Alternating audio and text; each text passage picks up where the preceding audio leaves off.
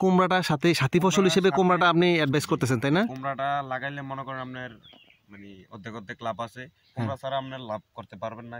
এখানে কি চাষ করছেন? এটা এখানে এটা হলো আলু ক্ষেত। কি আলু এটা? এটা হলো শাকিল আলু। শাকিল আলু। এটা কি আগাম চলে আসে নাকি? হ্যাঁ, এটা আগে চলে আসে। এটা মনে করেন 65 দিনে চলে আসে। আচ্ছা।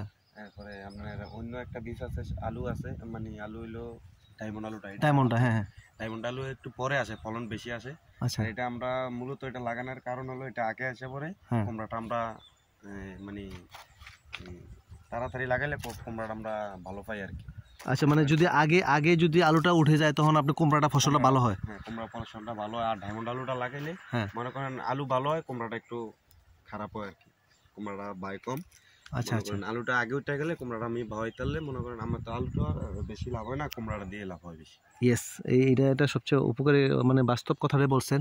তো এখন যদি কেউ যদি ডায়মন্ড আলুটা লাগাতে চায়, ওরা কিভাবে জমি চাষ কি করা লাগবে, ওদের উদ্দেশ্যে যদি আপনি একটু বলেন যে কিভাবে এখন ডায়মন্ডটা চাষ করবে? ডায়মন্ড আলুটা চাষ করলে অনেক ভালো হবে। মনে করেন এই যে শাকিল আলুর নেই, এই যে আমাদের চারাগুলা উঠতেছে। হ্যাঁ, এই চারাগুলা উঠতে মানে আরো 3-4 দিন লাগবে পুরোটা ক্লিয়ার হতে। আচ্ছা।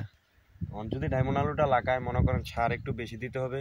মাইটা সার শতকে কত করে দিবেন? শতকে মনে করেন মিনিমাম 10 কেজি সার দিতে হবে শতকে। আপনারা সবকিছু মিলাইয়া?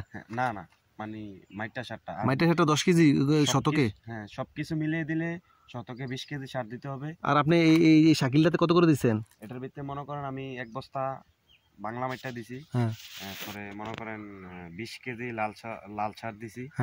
এরপরে 10 কেজি ইউরিয়া সার দিছি। 2 বস্তা জৈব দিছি। এরপর মনে করেন 50-60 বার গোবর দিছি। ও নিজের সাবাস। আসলে এই যে জৈব সারটা ব্যবহার করছেন, আমি অনেক মানে আপনার প্রতি ইমপ্রেস এই জন্য যে জৈব সারটা নিজের যে গোবরটা দিচ্ছেন, এটা কিন্তু জমিতে অনেক ভালো উর্বরতা থাকে। হ্যাঁ, রাসায়নিক সারের পাশাপাশি জৈব সারটা দেওয়া উচিত। যতগুলা সার দিছি মনে করেন এর থেকে বেশি গোবর দিছি খেতে। গোবরের থেকে সার, মানে সারের থেকে গোবরটা কাজ করে বেশি, এই কারণে দেওয়া হয়েছে। অনেক সুন্দর একটা কথা বলছেন। গোবর দিতে হয় বেশি। দিলে যত গোবর দিবেন এত ফসল ভালো হয়। আচ্ছা আচ্ছা। আর এই যে আপনি এই যে আলুর যে একটা দাগ এরকম একটা রোগ আছে, একটা দাগ আছে, ঠিক আছে, এটা একটা বরণ নামে একটা ওষুধ আছে। এই বরণগুলো ওষুধটা দিলে কতটুকু আপনি কি দিয়েছেন? এটা দিয়ে দিয়েছেন লাগানো মাটির ওই যে সারের সাথে মিক্স করে দিয়ে বরণটা না? হ্যাঁ, বরণ কতটুকু দিয়েছেন এইটার মধ্যে?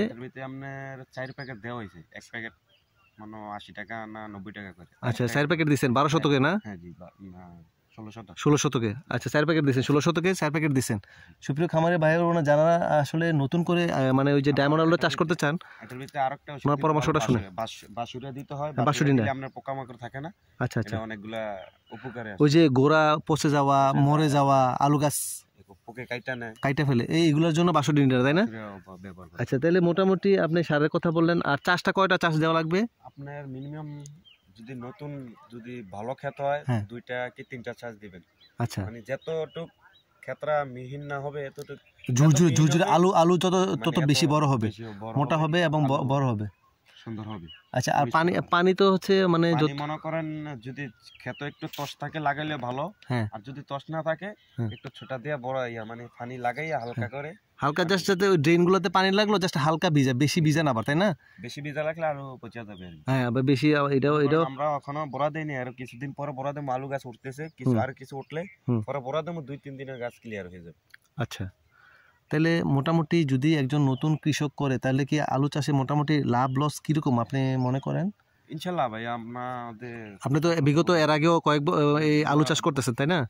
লাভ আছে, লাভ ছাড়া তো আর আমরা ফসল করি না। আচ্ছা, আর এটা হচ্ছে লাভ আছে, ঠিক আছে। তবে কুমড়াটার সাথী ফসল হিসেবে কুমড়াটা আপনি অ্যাডভাইস করতেছেন, তাই না? কুমড়াটা লাগাইলে মনে করেন আপনার মানে অর্ধেক লাভ আছে। কুমড়া ছাড়া আপনার লাভ করতে পারবেন না। অনেকগুলো পুঁজি আছে আলু খেতে। কুমড়াটা মনে করেন আপনার পরে রয়ে গেল একখানে ক্ষেত্রে কুমড়া যেমনি 30-35 হাজার টাকা বেচা যায়। মাশাআল্লাহ, সুন্দর। আসলে তরুণ কৃষকদের জন্য উদ্দেশ্যে যে সজীব ভাই যে কথা বললেন, আসলে কুমড়াটা অবশ্যই আপনারা লাগাবেন। অনেকে বলে যাবেন না কুমড়া লাগালে আলু কম হয় না, আপনি আলুটা যতটুকু হওয়ার তো হবে ইনশাল্লাহ। তারপরে আপনি আলু শেষে আপনি কুমড়াটা দিয়ে আপনি মোটামুটি এটা ভালো এটা বেনিফিট পাবেন, তাই না? ধন্যবাদ সজীব ভাই, আপনি এই সুন্দর পরামর্শ দেওয়ার জন্য। যারা বাংলাদেশে যারা কৃষক এবং দেশের বাইরে থেকে যারা দেখবে যে কিভাবে আলু চাষ করে, উনি সুন্দর বিস্তারিত বলে দিয়েছেন। এবং আলু চাষের যে সার বা এইসব কীটনাশক ব্যবহার করার জন্য উনি পরামর্শ দিয়েছেন, সেই অনুসারে যদি আপনারা চাষ করেন অবশ্যই আশা করি ভালো লাভবান হবেন ইনশাল্লাহ। ধন্যবাদ সজীব ভাই, আসসালামু আলাইকুম। ওয়ালাইকুম আসসালাম।